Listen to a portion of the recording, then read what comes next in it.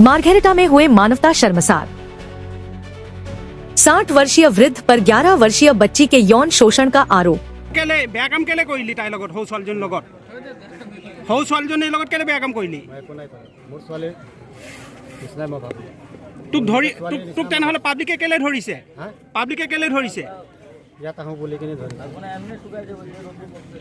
ছোৱালীজনীয়ে তো কৈছে তই তাই লগত বেয়া কাম কৰা বুলি কৈছে মাৰবই কেলে ছোৱালীজনীয়ে কৈছে ছোৱালীজনী মাকে কৈছে হ'ব পাৰে হ'বই নোৱাৰে মই নিজৰ জীয়েকৰ নিচিনা মই ভাবো असम के तिनसुकिया जिले के मार्घेरिटा क्षेत्र से एक बेहद संवेदनशील और हृदय विदारक मामला सामने आया है। मार्घेरिटा के साइडिंग आगबंदा गांव में 11 वर्षीय एक नाबालिग बच्ची के साथ कथित यौन शोषण की घटना ने पूरे इलाके को झकझोर कर रख दिया है। प्राप्त जानकारी के अनुसार इस मामले में आरोपी की उम्र 60 वर्ष से अधिक बताई जा रही है। आरोप है कि वृद्ध व्यक्ति ने पहले बच्ची के पिता के साथ घनिष्ठ संबंध स्थापित किए और धीरे धीरे परिवार का विश्वास जीत लिया। इसी भरोसे का फायदा उठाते हुए वह अक्सर उनके घर आने जाने लगा। स्थानीय लोगों का आरोप है कि आरोपी ने परिवार की आर्थिक कमजोरियों का लाभ उठाकर बच्ची के साथ घिनौनी हरकत को अंजाम दिया। काफी समय तक यह मामला सामने नहीं आ सका, लेकिन जब बच्ची की तबीयत बिगड़ने लगी तो स्थानीय महिलाओं को संदेह हुआ। इसके बाद हुई पूछताछ में कथित रूप से पूरी घटना का खुलासा हुआ। घटना सामने आते ही गांव में भारी आक्रोश फैल गया।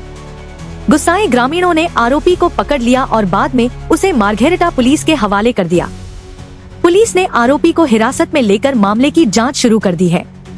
फिलहाल पुलिस मामले के सभी पहलुओं की जांच कर रही है। बच्ची को आवश्यक चिकित्सकीय सहायता और कानूनी संरक्षण उपलब्ध कराया जा रहा है। जांच पूरी होने के बाद ही मामले की पूरी सच्चाई सामने आ सकेगी। News desk report any times 24/7।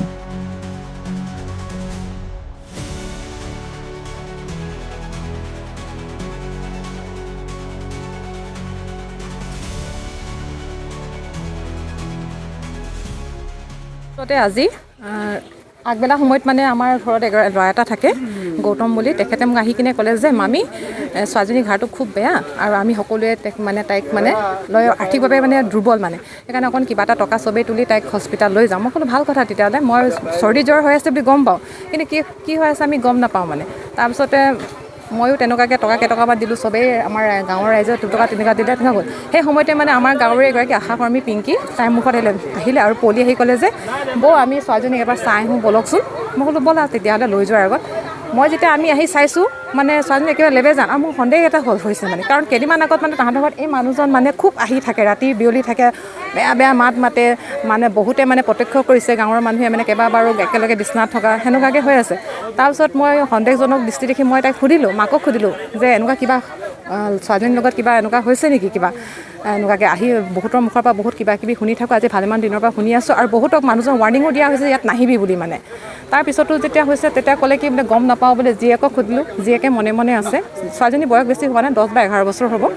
যেতিয়া মাকে কৈছে হয় বোলে এনেকুৱাকৈ বোলে কিবা কিবি ময়ো এনেকুৱা দেখি পাইছোঁ, ছোৱালীজনী সোধে, ছোৱালীজনীয়ে বোলে মোক বোলে খুব বেয়াকৈ গালি পাৰে। মই তেতিয়া ক'লোঁ কেনেকুৱা মাক তুমি? তাৰপিছতে সেই কথাৰ পৰা যেতিয়া আমি মানে চবেই যেতিয়া আহি সোধ পোছ কৰিলোঁ, কথাটো হয় মানে যে তাইক মানে কেইবাবাৰো এনেকুৱাকৈ মানে তাৰ লগত মানে বেয়া কামটো কৰিছে মানুহজনে যে। তাৰপিছত আৰু আমি আপোনালোকক জনালোঁ, এতিয়া প্ৰশাসনক জনাইছোঁ, আহি আছে প্ৰশাসন।